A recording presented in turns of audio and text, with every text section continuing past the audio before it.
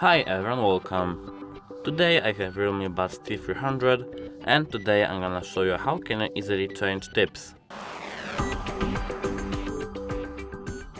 At first we have to remove our headphones from our case. Now we have to do something like that with our tip. Now we can easily remove it by just pulling out this.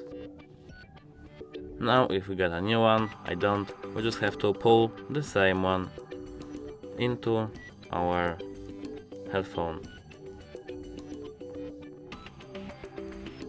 so that it can be worn again. That's it.